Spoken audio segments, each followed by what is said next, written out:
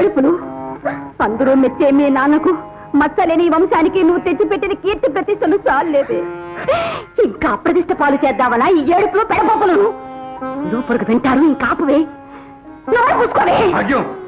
ఊరుకవే. ఇందులో దాని తప్పేం లేదు. ఆడపిల్లకు యుక్త వయసు రాగానే పెళ్లి చేయాలని పెద్దలు ఊరికే చెప్పారా? అది తెలుసుకోకపోవడం మన తప్పు. మనం తొందరపడలేదని అది కాస్త తొందరపడిందంటే ఇప్పుడు దాని తొందర చూసైనా మనం తొందరపడాలిగా. మీ అన్నయ్యను వెంటనే బయలుదేరమ్మని ఓ ఉత్తరం రాస్తాను. ముహూర్తాలు పెట్టుకోవచ్చు. ఏమిటి బావగారు, ఉన్నట్టుండి వివాహం నిశ్చయం చేసుకుందాం బయలుదేరి రమ్మని రాశారు? అవును బావా, ఇప్పటికి దానికి ఆ కళ్యాణ ఘడి వచ్చింది. చిన్నప్పటి నుంచి దాన్ని మీ వాడికిచ్చి చేద్దాం అనుకుంటుందేగా. అవునన్నయ్య, నువ్వు ఆడపిల్లల కన్నవాడివేగా, నీకు చెప్పేదేముంది? ఆ ముక్క రైటేననుకో. ఈ మధ్య మా వాడు నానా తంటాలు పడి దుబాయ్ దేశంలో ఒక ఉద్యోగం సంపాదించి 4,000 జీతం. ఎంత చదువు చదివినా అంత జీతం ఈ దేశంలో ఇస్తారా? వాళ్ళ చమురు దేశం గనక అంతంత జీతాలు పోస్తున్నారు. మాట నిజమే. మరి ఇంతకు వేణు ఆ దేశం ఎప్పుడు పెడుతున్నట్టు? 2 నెలల్లో వెళ్ళాలట. వెళ్ళాడంటే 2 సంవత్సరాల దాకా తిరిగి రావడం పడల. మరి అయితే ఈలోగానే ఆ 4 అక్షంతలు వేసేద్దాం బావా. ఏమంటావు భాగ్యం? అక్షంతలు వేసేయడం సమస్య కాదు బావా, లక్షణంగా వేసేయచ్చు. కానీ కుర్రాళ్ళు సూట్ కొనుక్కోవాలనో స్కూటర్ కొనుక్కోవాలనో వాళ్ళకి ఏవో కోరికలు ఏడుస్తాయి కదా. అవును మరి. అందుచేత కట్నంగా హీనపక్షం 10,000 కావాలంటున్నాడు మావాడు. 10,000? ఏమిటలా నోరు తెచ్చుకు చూస్తావు? నీకేమీ తెలియదు, నువ్వురుకో. ఏం మేనర్కు అయితే మాత్రం ఊనే వస్తాడేమిటి?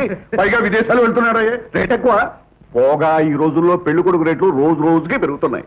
బావా, మీ వాడు అడిగినట్టు ఆ 10,000 ఇస్తామయ్యా.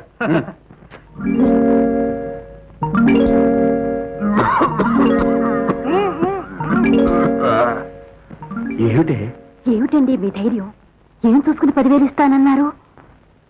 కొంపలో 10 రూపాయలకి దిక్కులేదే. కొంపలో 10 రూపాయలు లేకపోగాక ఊళ్ళో 10 లక్షల పరపతుండే ఈ సాంబాయికి. ఇదిగో పిల్ల పిల్లని నోరు తెచ్చి అడగాలే గాని వినాయకరావు గారు కనకరావు గారు ఎవరు చేరే? నలుగురు 4 వైపులా నడుగట్టి శుభకార్యం కాస్తా వాళ్లే జరిపిస్తారు. మన వల్ల కన్యాదానం చేసి పక్కన నిలబడమే. అది కాదండి. ఏది కాదు, నీకేమి తెలియదు, ఊరుకో. అసలు మీ ఆడవాళ్ళ పద్ధతి ఎంత? ముగ్గురు గొప్పతనాన్ని చస్తే ఒప్పుకోరు. అయ్యో, నీ పని అంటే నా పని కదటయా. అదేమిటో చెప్పు, కళ్ళకు అదుపు చేస్తాను. అమ్మాయికి పెళ్లి నిశ్చయమైంది. శుభం. బంధుమిత్ర సపరివారికి వస్తాం. ఒరే సింహాచలం, ఆ తేదీ ఏదో గోడ మీద రాసి నాకు గుర్తు చేయి. అయ్యారండి, కొత్తపేట నుంచి పొల్ల వచ్చాడండి. ఏ 15,000 పట్టమంటాడండి. ఓహో, ఇస్తానన్నాం కదా. 15,000 కాదు, 20,000 ఇస్తాం. ఇదిగో కొత్తపేటలోనే కాదు, కింద తోటలో ఓట్లు కూడా ఒక్కరు కూడా మీరు పోకూడదని చెప్పు. ఏమిటయా సాంబయ్య?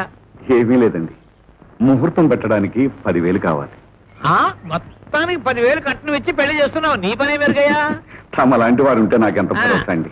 పిచ్చిది మా ఆవిడ భయపడుతుంటే నేను అదే చెప్పాను. వినాయకరావు గారు ఒక్కరు నడుము కట్టుకుంటే చాలు, 10,000 ఆయనకు ఒక లెక్క. 10,000 కావాలన్నమాట. 10,000 సరిపోతుందా? ఇంకేమన్నా? సరిపోతుంది. అయ్యారు, 20,000 సుబ్బారావు ఎలాగొచ్చా? 10,000 కావాలండి. 10,000 రూపాయలా పైసలా? రూపాయలండి. నీకు 10,000 కావాల్సి వచ్చింది. పాపం మన సామయ్య గారికి కూడా 10,000 రూపాయలు కావాల్సి వచ్చిందట. ఏరా, ఎప్పుడైనా 100 వరకు అయితే చూసా? చూడలేదండి. 100 రూపాయల కాగితం చూడని వాడికి 10,000 రూపాయలు కావాల్సి వచ్చింది. బొత్తిగా 10 రూపాయలకి 10,000కి తేడా లేకుండా పోతుంది. ప్రతి వాడికి డబ్బు డబ్బు డబ్బు. డబ్బు ఏమన్నా చెట్ల కాస్తుందిరా? నువ్వెంత, నీ బ్రతికెంత? నీ అంతస్తుకు నువ్వు సరాసరి నా దగ్గరకు వచ్చి 10,000 కావాలని అడగడానికి నీకు ఎన్ని వేలు కూడా ఉన్నాయనా? ఎంత మాయకుడు అయ్యా సాంబయ్య. ఆ వినాయకరావు పిసినార్తనం ఊరందరికీ తెలుసు కదయ్యా. వాడు పిల్లికి బెత్తం పెట్టడు, నీకు 10,000 ఇస్తాడా? అంతేలే, వాళ్ళటోళ్ళు అంతా ఉత్తి మాటలతోనే సరిపెడతారు.